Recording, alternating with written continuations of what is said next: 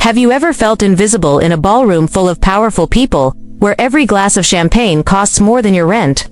That's exactly how I felt the night of a big charity gala in Manhattan, a lavish event that I wasn't even supposed to be at. The little golden invitation ended up on my desk by mistake, or perhaps by pure irony of fate, since I was just a junior financial analyst at the firm. I didn't even make enough to pay the nominal admission fee, but my boss, Mr. Whitmore, insisted on sending me there, he said, to expose me to the high level I would never reach.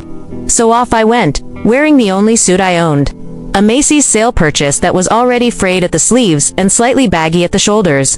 The ballroom at the Plaza Hotel was a glittering sea of Italian silk gowns and tailored tuxedos. As I walked in, I immediately felt the weight of their judgmental gazes. Some pretended not to notice, but most studied every crooked seam of my suit as if I were a curious specimen in a zoo of millionaires. It would have all gone unnoticed if it hadn't been for the moment when my boss, with a glass of single malt whiskey in his hand, pulled me to the center of the room and, with a venomous smile, announced loudly, "This is Thomas, my protege. He still wears sale suits, but who knows, maybe one day he'll be able to afford something decent, right? Tommy." The laughter echoed like a slap in the face. I felt my face heat up, not only with embarrassment, but with a fury so intense that I was afraid I would start to shake. Instead, I took a deep breath, lifted my chin, and smiled. "Yeah, boss. The important thing is to have substance inside the suit, don't you think?" He gave a forced chuckle, and quickly walked away, without imagining that that night would be the beginning of his end, and the beginning of my empire. Because it was there, seconds after this public mockery, that an elegant, silver-haired lady approached. She was holding a Chanel clutch and wearing an emerald necklace that must have cost the equivalent of a Soho apartment. "Can I ask you a question?" she said, her accent slightly European. I nodded, trying to keep my composure. "You work in risk analysis, right? I was listening to you the other day at Linscott and Maynard's office. I hear you've come up with some really out-of-the-box ideas for ESG funds." My heart sank. I couldn't believe someone like her knew who I was. And then she dropped the name that would change my life, Forbes. She was a senior editor at the magazine, and she was on the hunt for fresh stories about young talent who were challenging the status quo. That same night, she asked for my contact information and promised to call me the next day. I left the room with the bitter taste of Mr. Whitmore's mockery still in my mouth, but also with my heart pounding so hard that I barely slept. When my phone rang the next morning and I saw Forbes on the screen, I knew my boss had just dug his own grave on. All I had to do was wait to bury him professionally. The call from Forbes was brief but definitive. The editor, who introduced herself as Eleanor, said she wanted to schedule an exclusive interview for a story about young analysts who were shaking up the traditional financial market with disruptive ideas, especially in the ESG sector. I accepted immediately, almost without a voice. The thing is, I didn't even have a decent portfolio assembled, because my projects were all locked up in the company's internal systems, and I wasn't authorized to release them. I spent the entire afternoon locked in my tiny Brooklyn apartment, scribbling in a notebook every insight, every risk model, and every projection I had created in the last 2 years. When I finished, it looked like a financial treasure map, except it was mine, and no one could steal it from me. The next day, I sat down at an artisanal coffee shop near Union Square to meet with Eleanor. She arrived on time, with the impeccable posture of someone who has interviewed dozens of billionaires. Unlike them, however, I was shaking with anxiety.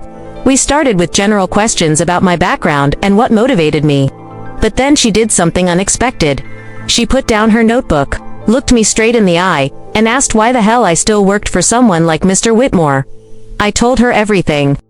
How he would joke about my background, how he would doubt my projections, and how he once slammed his fist on my desk and said my reports were too pretty to be true, when in reality, they were just right.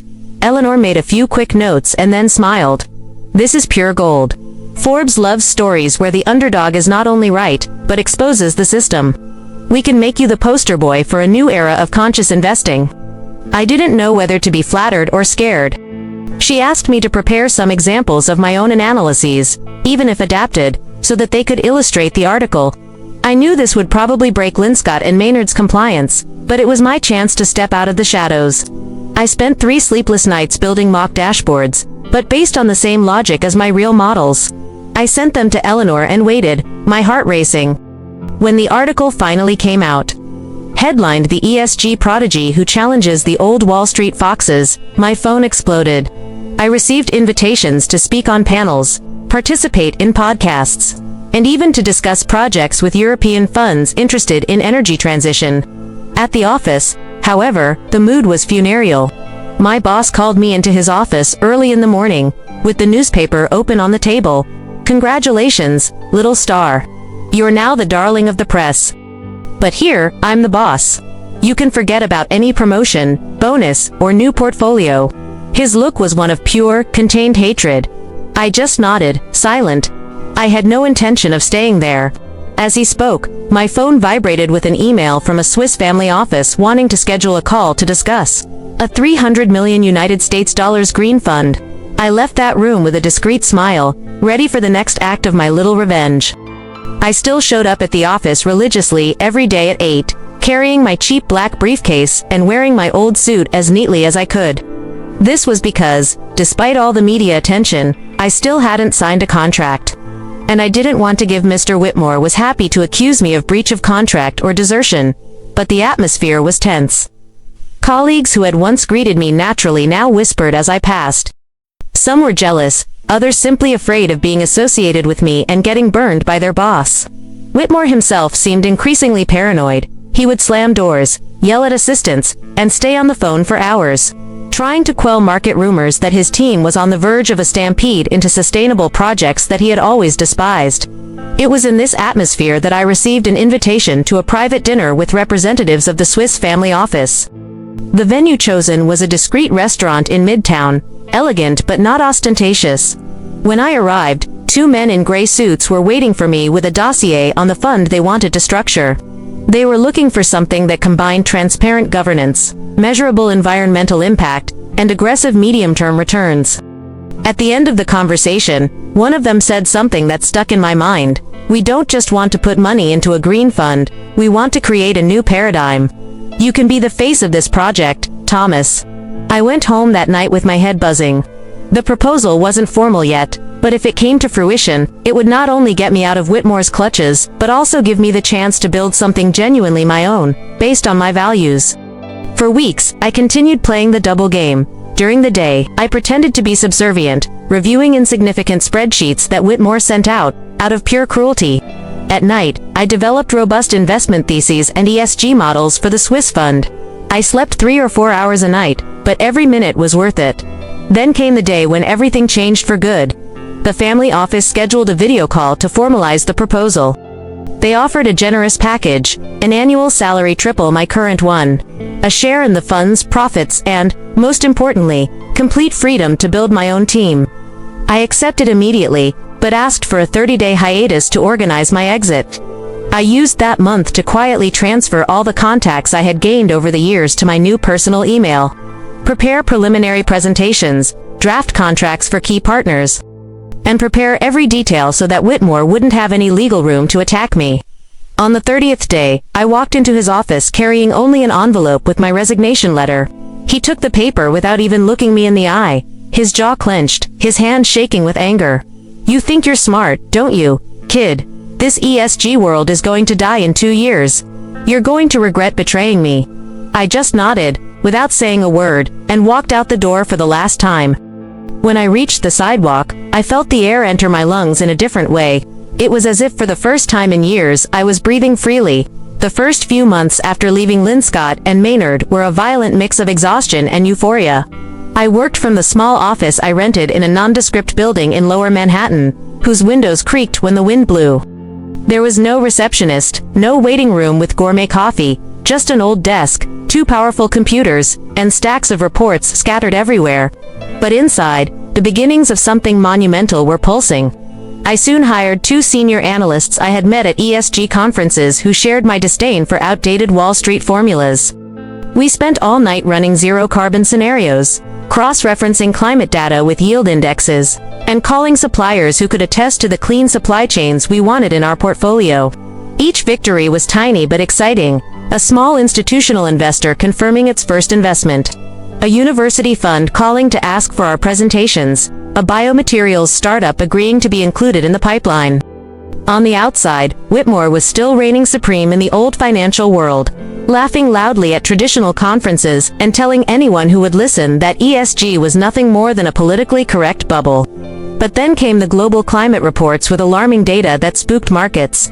And suddenly, everyone wanted to hedge their bets in green funds. Meanwhile, Forbes ran a second story, this time putting me on the cover with the headline, "The Humiliated Former Analyst Who Became New York's New Sustainability Oracle." The photo was taken in front of my old apartment building in Brooklyn, on purpose, to contrast with the luxury that had always ignored my presence. When the article came out, my phone nearly exploded again, but this time it was CEOs and sovereign wealth funds wanting to schedule meetings, not just journalists. The numbers started to climb fast. In less than 6 months, our fund raised $180 million, then $320 million.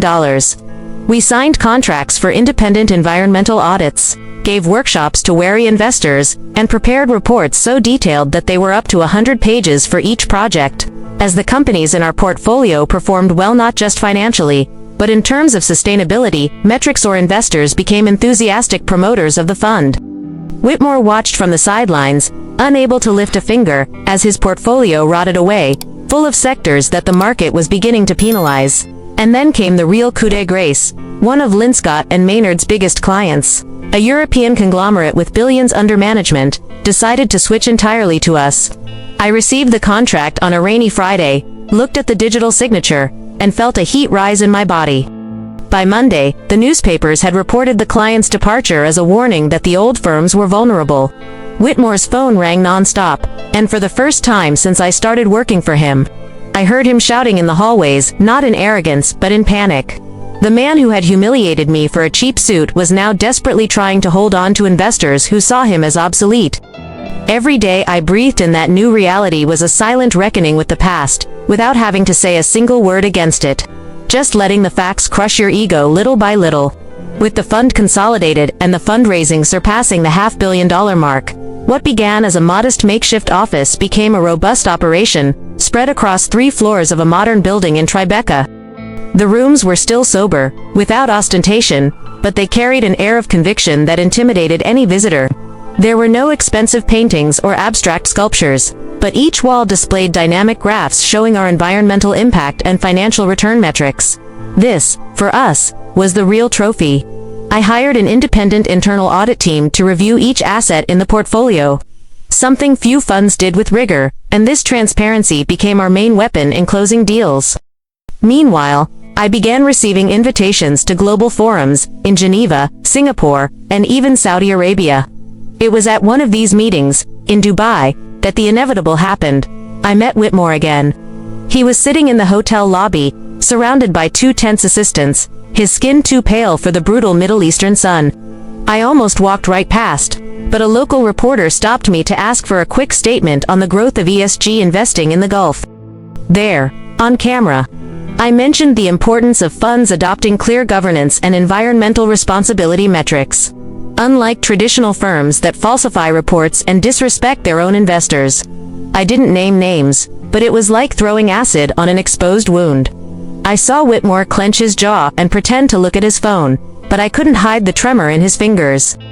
The next day, while I was participating in a panel on carbon credits, my phone vibrated with an unexpected message. It was Whitmore himself. He asked to meet discreetly at the hotel bar that evening. When I arrived, he was slumped in a leather chair, holding a glass of gin that was shaking slightly. "You win, Thomas. I won't deny it. I've lost 2/3 of my top clients since that Forbes article came out. Some of the directors want my head." I sat in silence, watching the man who once made me tremble with fear now rise under the weight of his own decline. "Don't gloat. I just wanted to tell you. If at some point this turns against you, and it will, because this market is cruel, don't count on me offering my hand. In fact, I'll be the first to try to crush you." I stared at him for a few seconds. It was almost pathetic. I gave him a slight nod, got up, and left without saying anything. There was no need. His future was already decided by the inertia of his own mistakes. I returned to New York the next day and threw myself into work even hungrier. Within 6 months, our team was structuring a venture capital arm dedicated to clean tech startups, and we began acquiring minority stakes in biolabs and small mining companies that promised to mine critical metals with minimal impact. Each signed deal was like driving another nail into Whitmore's corporate coffin. The press kept reporting on our expansion, and the market was already calling us the fund of the future. Meanwhile, rumors that Whitmore was about to be fired intensified. Ironically, I received an invitation to give a talk at the Linscott and Maynard building. At an event they were hosting on disruptive trends in investing. I walked into that lobby where I had once felt small, now with my name plastered on banners, and saw many surprised faces, some embarrassed. At the end of my presentation, when they applauded, I felt a circle closing. I left there knowing that my suit might still be cheap, but now no one would dare laugh at it. That cycle seemed to have reached its climax, but the story was not content to stop there. It was during a sleepless night, sifting through competitors' quarterly reports, that I came across a confidential document leaked on a restricted forum. It was an internal file from Linscott and Maynard, detailing not only the collapse of several investment portfolios due to exposure to fossil fuel industries, but also deliberate strategies to manipulate environmental compliance reports, creating a false image of corporate responsibility. An ethical scandal waiting to explode. I spent hours analyzing every line of that PDF, comparing data with public documents that I myself had already filed out of pure investigative habit. The puzzle formed itself. Whitmore, in his eagerness to retain clients, had ordered asset reclassifications and omitted real carbon emissions rates. In addition to masking labor lawsuits involving safety violations at African mining companies financed by them, this dossier, if it were to come to light, would not only destroy Linscott and Maynard's reputation, but could result in billions in sanctions. Still, I hesitated. I no longer had to prove anything to Whitmore. But there was something bigger at stake. Investors who trusted in doctored data. Workers exploited in voiceless countries, and a global marketplace that would be tainted by dirty practices while I built what I claimed was the clean future of finance. It didn't take long for my resolve to mature. I convened my legal and compliance committee on a cold January morning and laid out what I had found. I asked if we could legitimately submit the material to regulators without violating laws or confidentiality.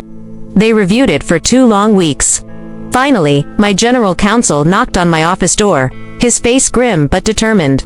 Not only is it possible, Thomas, it is our fiduciary duty to protect our investors, since their fraud impacts the market in which we operate. The next day, we filed the material with the SEC and the European Regulatory Agency. In less than a month, headlines exploded on the front pages of the Wall Street Journal and the Financial Times.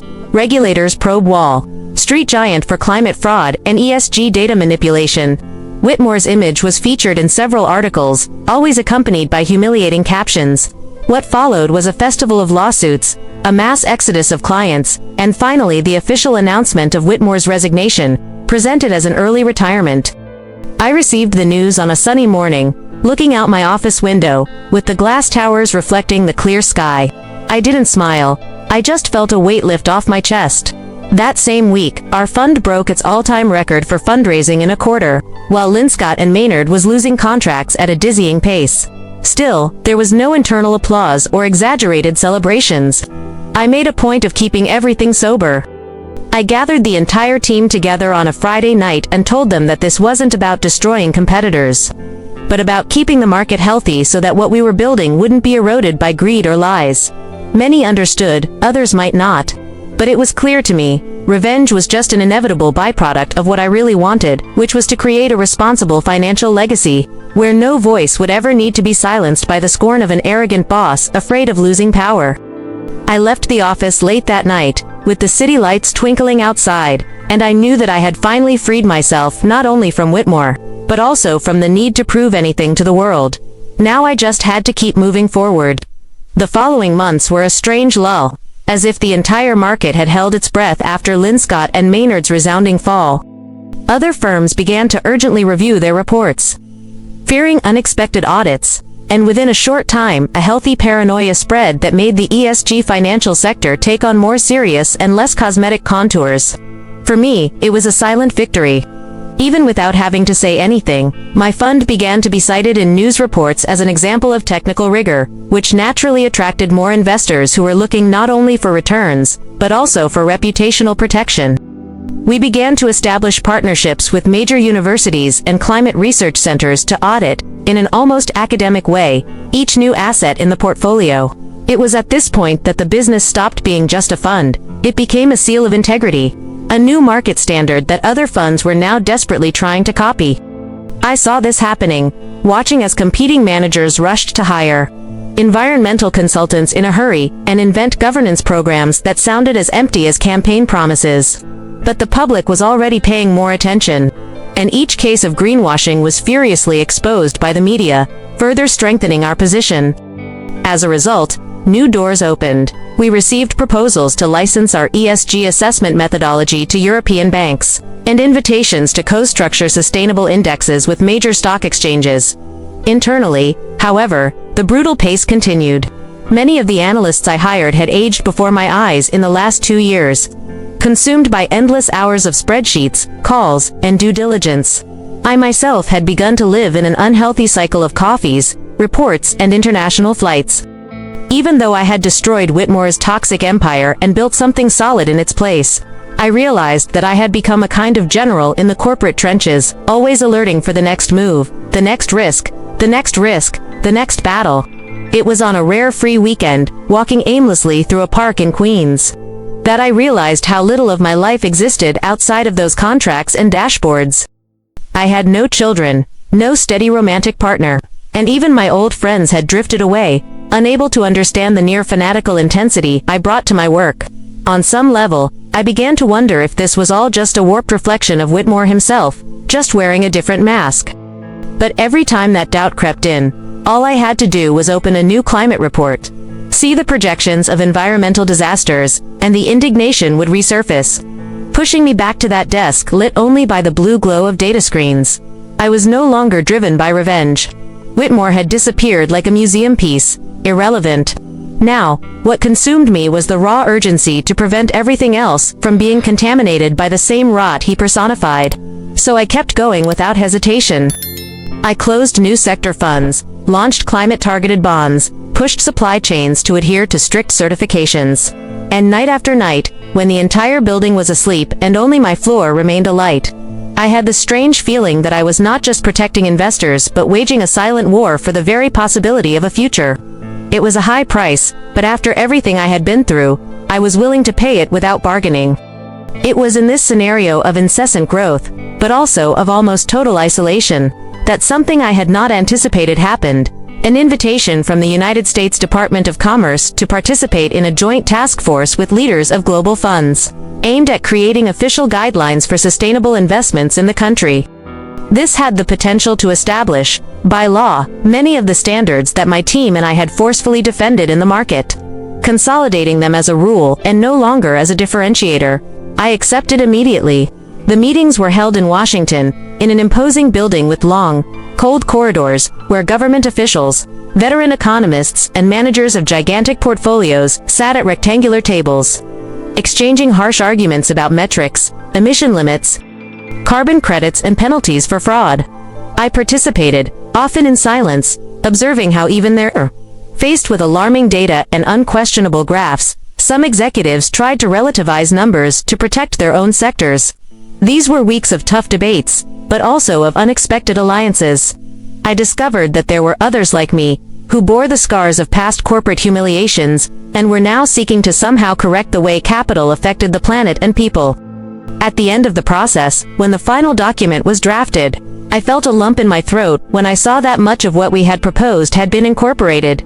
Standardized quarterly reporting of environmental impacts, mandatory independent audits, and a climate risk rating system that closely resembled the model I had created in my small office in Tribeca. When I signed that document, I realized that the revenge against Whitmore, against the toxic culture he represented, had transcended the personal dimension. It was now institutional, enshrined in federal regulations that would shape how trillions of dollars would be allocated in the coming decades.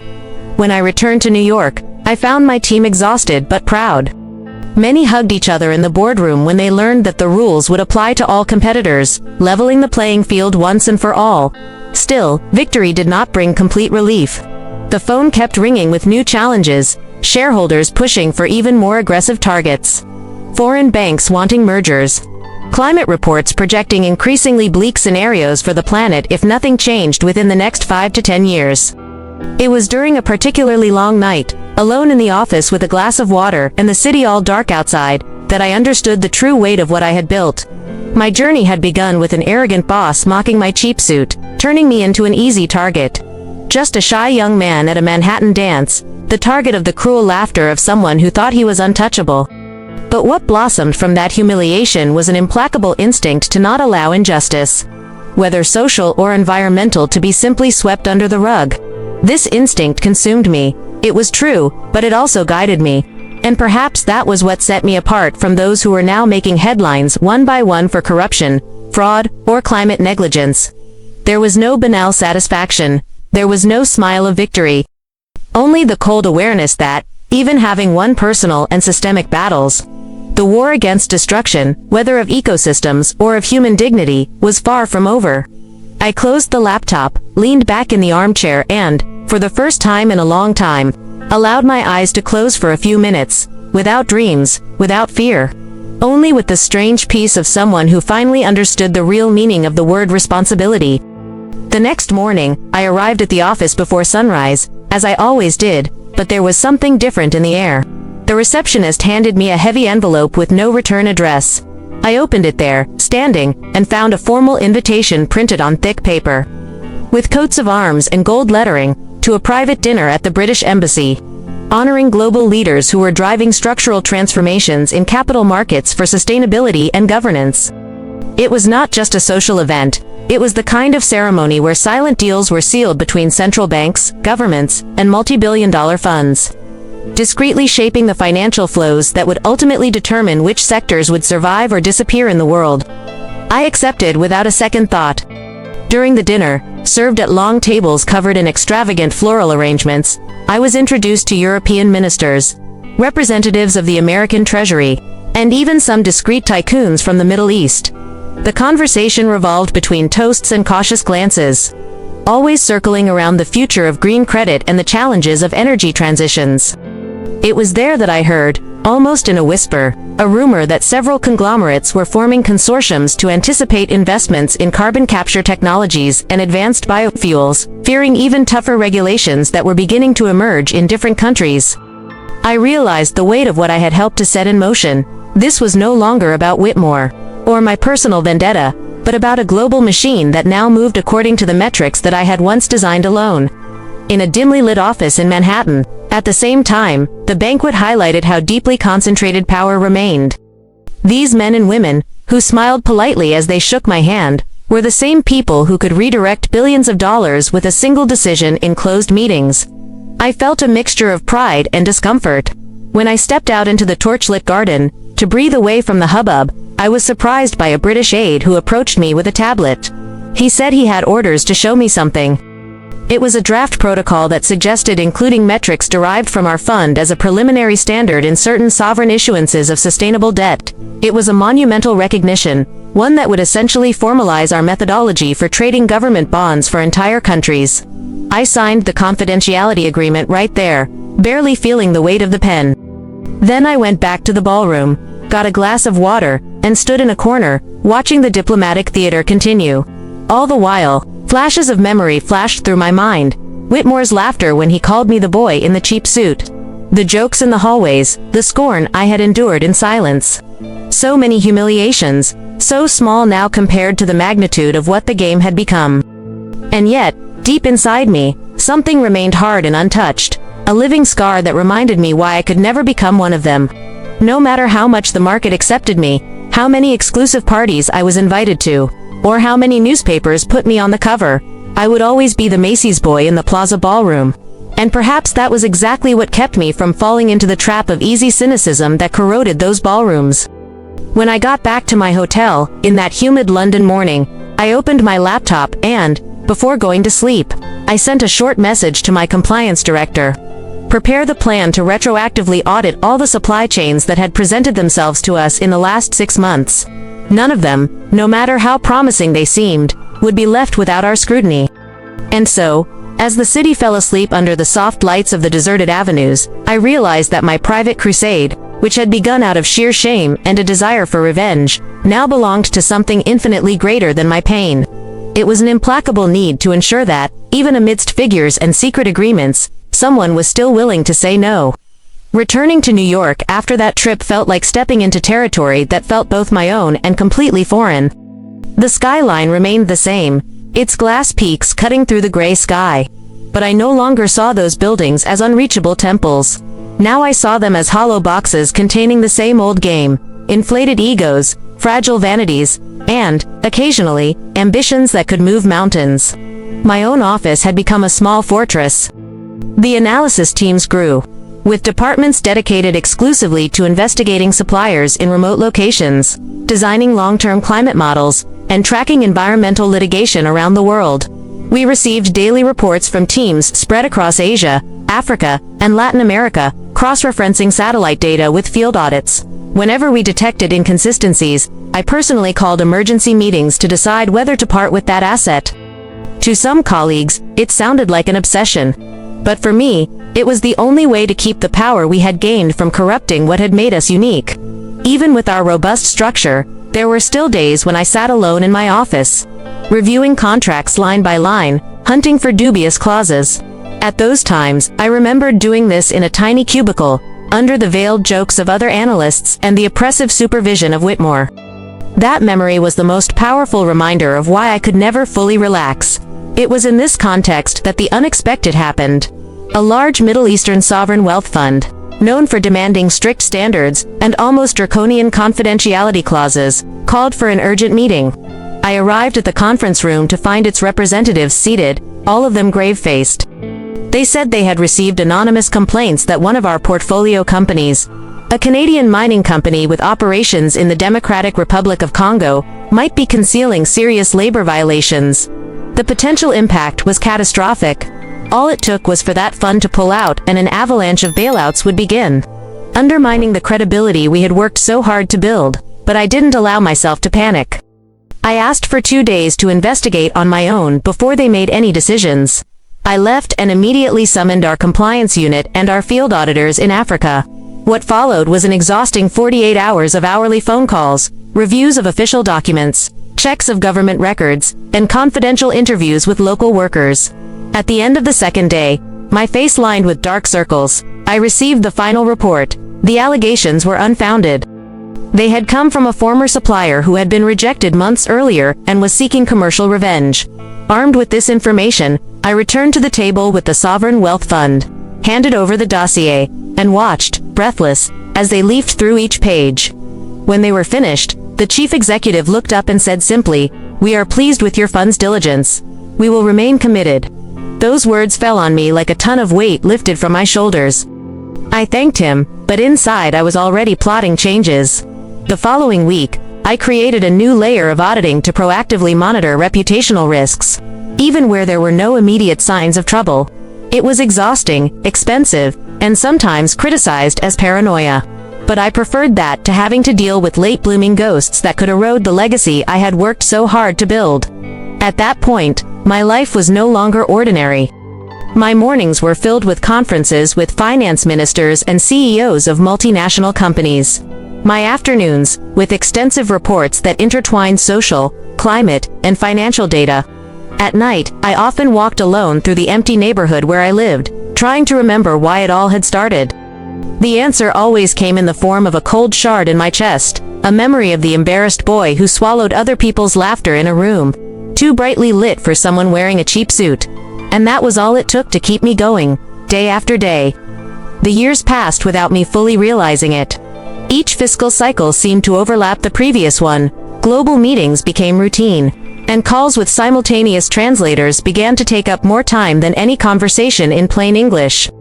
My fund now had more than billions under management, with operations spread across dozens of countries and direct partnerships with multilateral agencies to finance climate adaptation projects in critical regions. What had once been a personal fight for respect and space had become, for the market, a colossus so strategic that my simple opinion could bring down or increase entire sectors in a matter of days. But with this power also came pressures that would have made the former Thomas, the junior analyst, collapse. I received invitations, some seductive, others downright threatening, to soften our policies in certain cases. Huge banks, governments, and even companies that marketed themselves as ESG exemplars approached us to negotiate exceptions, always wrapping the request in sophisticated speeches, but which were ultimately intended to bury uncomfortable reports or postpone crucial audits. I turned them all down, which earned me a feared reputation. To some, I was the obstinate champion of climate integrity. To others, I was a dangerous radical, ready to implode trillion-dollar businesses with the stroke of a pen. The climax of this clash came when an Asian consortium offered to invest directly in the fund. It would be tens of billions of dollars. Enough capital to make us the largest independent ESG vehicle on the planet. But in exchange, they wanted clauses that would allow flexibilization of social and environmental metrics in countries with lenient legislation. I refused before even discussing terms. It was a shock. My own directors spent weeks trying to convince me to accept, claiming that we could offset negative impacts in parallel projects, that the amount would guarantee unprecedented scale to influence the market. But I gave in to the instinct that guided me since that night at the Plaza Hotel. Nothing was worth it if to conquer the next step I had to prostitute the principle that had put me there. This internal clash almost split my team in half. Some left, accusing me of sabotaging inevitable growth. Others stayed, forming an even more loyal core. I knew that these decisions carried not only business risks but could also put me on the wrong radar. These weren't just disappointed investors, we were messing with vested interests, with economic networks so intricate that they supported entire regimes. I began to carry discreetly placed private security, not out of paranoia but on clear advice from the insurance companies that protected my life and the fund's assets. Still, I kept my routine largely intact. I walked to work whenever I could, foregoing armored cars so as not to attract attention, and continued to show up unescorted at small restaurants, eating alone, reviewing printed reports that I preferred to use on a tablet, scribbling notes that only I understood. This strange normality reminded me of who I was, where I came from, and why I could never relax my vigilance. Every now and then, I would come across a passing mention of Whitmore's name in the Financial Times or the Wall Street Journal, almost always in cynical interviews where he was still trying to position himself as a business transformation consultant, as if nothing had happened. I felt neither anger nor pleasure, just an indifference that proved to me that the cycle was truly over.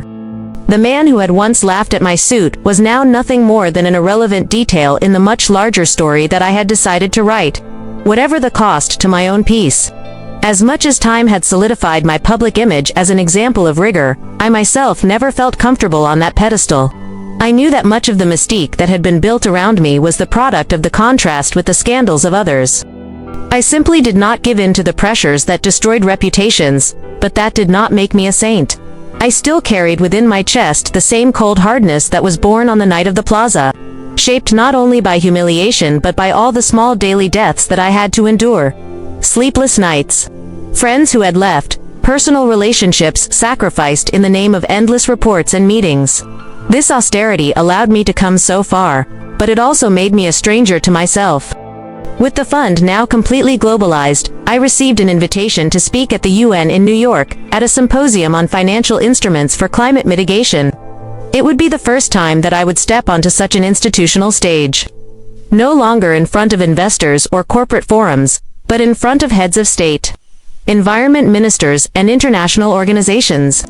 I accepted, more because I understood the symbolic power of the moment than out of vanity. When I went up to the podium, with flags from dozens of countries lined up behind me, I realized how far that skinny kid from the New York gala had come. The speech was brief, without embellishments. I spoke about numbers, about solid projections, about the inevitable urgency of reorganizing capital chains in favor of life, not rhetoric, but concrete life, which springs from clean rivers, from standing forests, and from people who can work without being exploited to the bone. When I finished, there was restrained, almost formal applause, but some hands came to shake mine afterwards, thanking me not for my eloquence, but for the rawness of the data. As I left that auditorium, however, I felt the cumulative weight of all the years falling from my shoulders. It wasn't physical fatigue, but something deeper, as if each cell understood that there was no end to this.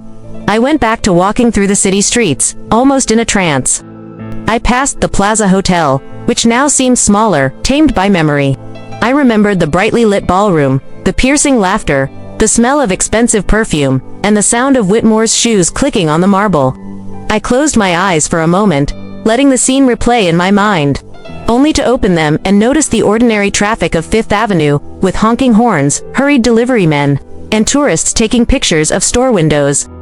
The world moved on, indifferent to my triumphs and my pains. This brought me unexpected relief. There was no heroic epic, no universal moral tribunal where I would finally be crowned or acquitted. There was only constant work, spreadsheets, meetings, difficult deals, and a very long road ahead to stop capital, that ravenous beast, from devouring what was left of the planet. It was less about revenge and more about keeping a certain thread of dignity intact in a market that seemed programmed to destroy it. I continued walking, unhurriedly, feeling the cold wind blow on my face, carrying with it the bitter and sweet taste of the past that, somehow, still moved me. When I returned to the office after that solitary walk through the streets where it all began, I found a pile of reports on my desk that required immediate decisions. They were technical but weighty matters: a biomass plant in Southeast Asia, whose supply chain showed signs of land irregularities; a cluster of chemical recycling startups in California that needed a new round of funding to avoid going bankrupt and compromising our circularity rates; an urgent request for due diligence for a mangrove restoration project financed by French banks, fearing greenwashing lawsuits. Each item represented millions of dollars, hundreds of jobs, and environmental impacts that were difficult to measure in their full ramifications. I sat down, took a deep breath, and immersed myself in the documents, seeking that almost clinical precision that I had developed over the years to sift through data and separate real pot opportunities from disguised time bombs. As I read, my mind wandered, returning to conversations in the hallways at the plaza, to the muffled laughter behind crystal glasses, to the hands that squeezed my shoulder just to test the texture of the cheap fabric. Now, standing before a sea of figures and graphs, I realized how much that episode had, paradoxically, saved me. If it weren't for the public scorn, I might have meekly followed the corridors of Linscott and Maynard, seeking small promotions, flattering partners, attending bland lunches in steakhouses full of secret contracts and misogynistic jokes. I would have become just another name on the endless list of average executives who die embracing fat bonuses that are irrelevant to any real transformation.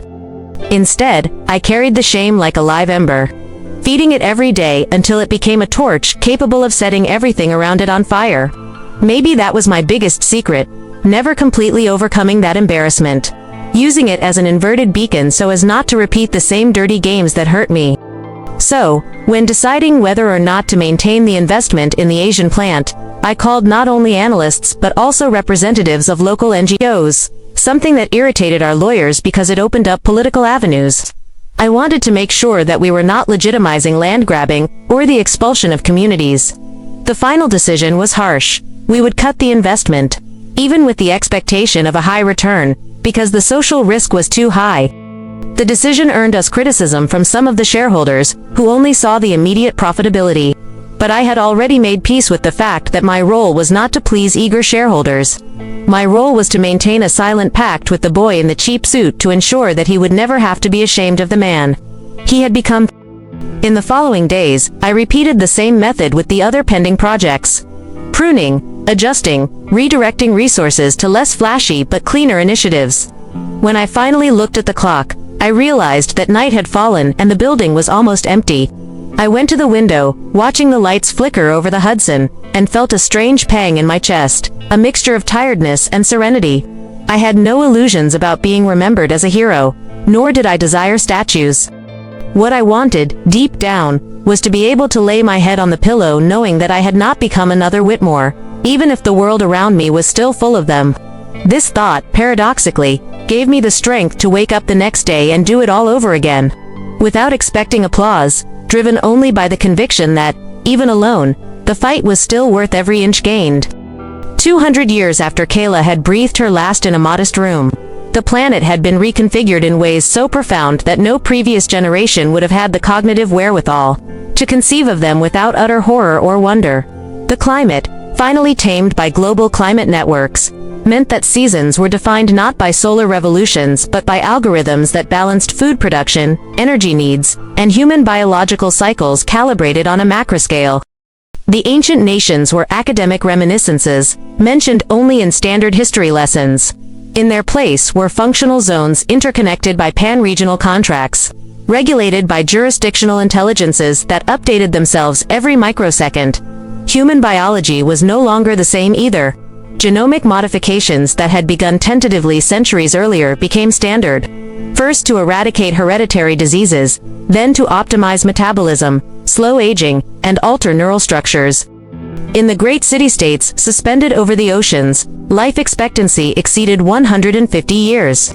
But far away, in territories euphemistically called semi-integrated regions, lived populations that had opted, or had been pushed, out of the centralized flow of progress. They did not have guaranteed access to the same genetic treatments, nor did they fully participate in the planetary councils that defined protocols for everything from urban architecture to acceptable levels of emotional suffering. It was in one of these zones, marked on global maps as Heritage Area 772A, that a researcher named Elio landed. He was 108 years old, but his body was so well preserved that he looked no older than 40, the result of periodic adjustments to his cellular chains. He was working for a cultural consortium that mapped enclaves considered living relics of ancient forms of social organization. For most inhabitants of the suspended metropolises, these places were nothing more than exotic curiosities, included in emotional tourism packages for board executives. But for Elio, who had dedicated his life to tracking down the remnants of social structures based on direct ties, this was more than a profession, it was almost a silent creed. Arriving in the district was as anticlimactic as he could have imagined. There were no ceremonial gates or reception sensors. Just beaten stone roads, surrounded by houses that maintained the same irregular outline as centuries ago. Elio was surprised by how disorderly the vegetation seemed. He was used to entirely modulated ecosystems, where each flower and each insect fulfilled precise functions in synthetic ecological chains. Here, the greenery grew unattended, crossing walls, infiltrating roofs, staining walls. The air did not have the sterile smell of air-conditioned environments. It carried an odor of damp earth mixed with burnt wood. In the first few days, Elio roamed the alleys with his optical survey drones, recording architectural patterns, emotional topographies obtained by discrete scans of thermal microfluctuations in the bodies, and the frequency of interactions between residents. The analyses indicated an impressive social complexity, but of low efficiency for usual indices of cognitive production and neuropsychological use. In other words, these people lived long lives in conversations that did not escalate, in local disputes that did not generate technological leaps, in affections and grudges that went around in circles. For many consortiums, this would be diagnosed as backwardness. For Elio, it was a living archive of how humans existed before they transformed into optimized quasi-codes. It was in the third month that he found in a poorly lit annex of the Horizonte Institute, now renamed simply Casa Kamam, since it no longer operated as a formal institute, a nearly abandoned documents wing. There were sealed boxes covered in decades of dust, fragile papers that crackled at the slightest touch. Amid community contracts, assembly minutes, and old property records, Elio located what he recognized from the faded captions as the Kayla Archive.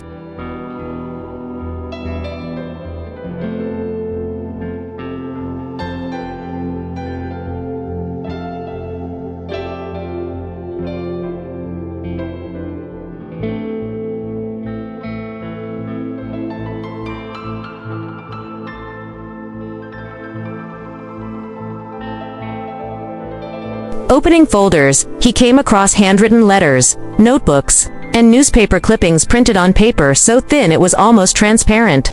They were not scans, they were originals, preserved out of sheer stubbornness. Some passages contained side notes in different handwriting, as if over the centuries readers had been dialoguing with the ghost of the founder, refuting, confirming, questioning. Elio spent weeks concentrating there, without using focusing implants.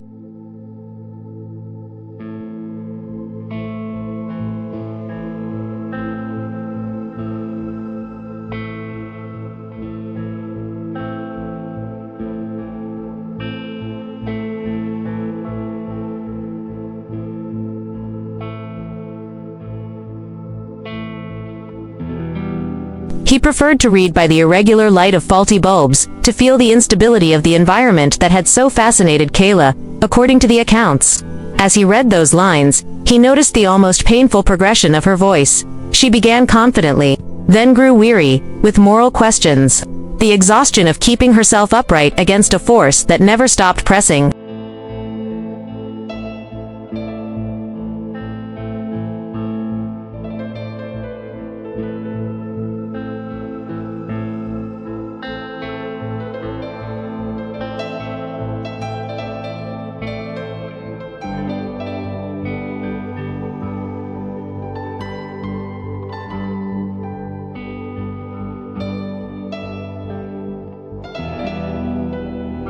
In some passages, Kayla recorded small, everyday victories with disproportionate enthusiasm. A salesman who had managed to keep his store open.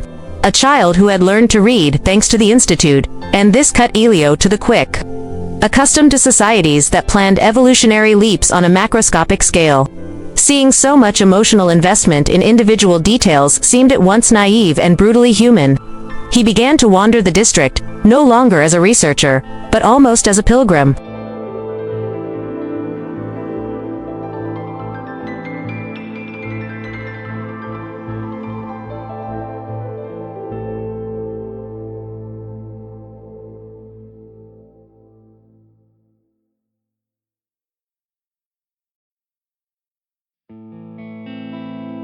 He would go into grocery stores and sit on benches to hear stories he hadn't asked for.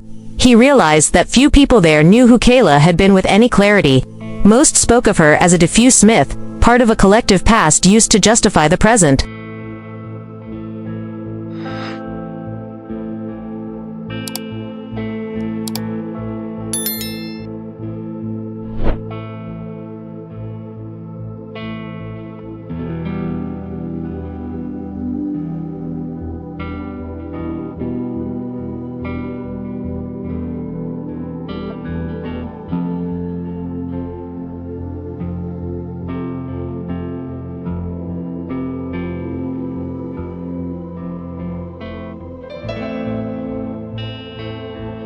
For them, Kayla was not a heroic icon with clear contours, but an atmospheric force, something that loomed over the way they chose to talk on the sidewalk rather than send cognitive messages.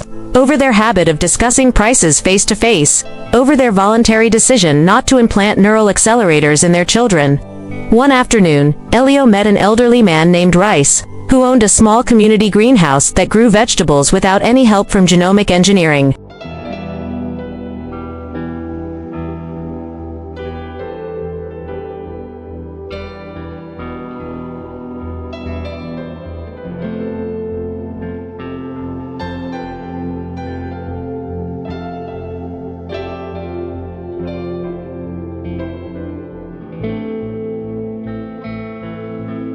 They sat in the shade of a pergola covered in unruly vines, and Elio asked why they stayed there, rejecting technologies that would bring them more predictability, less disease, and more guaranteed longevity.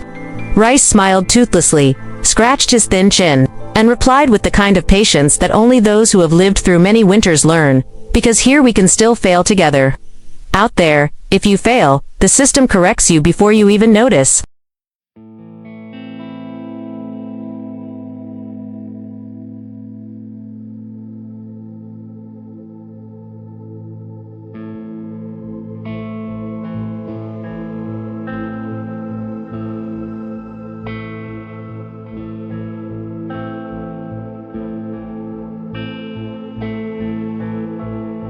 It feels safe, but it leaves you hollow. Here, when you fail, someone pats you on the shoulder, curses you, and then helps you clean up the mess. Do you understand that? Smooth-skinned young man, Elio didn't answer right away. He just looked around. He saw children running after a crooked ball. He saw two women discussing tomato prices with an almost theatrical intensity. He saw a boy crying because he had dropped a basket of eggs and the vendor consoling him with a piece of bread.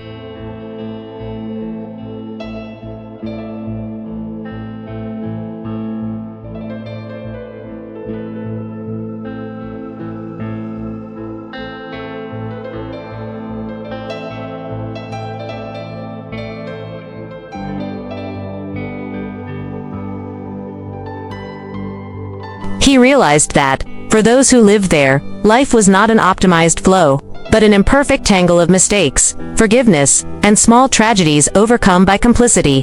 When she returned to the common house, she decided to catalog all of Kayla's files with the utmost respect. She didn't scan anything on global networks. She created encrypted local copies, leaving instructions that they be kept there, accessible only in the district.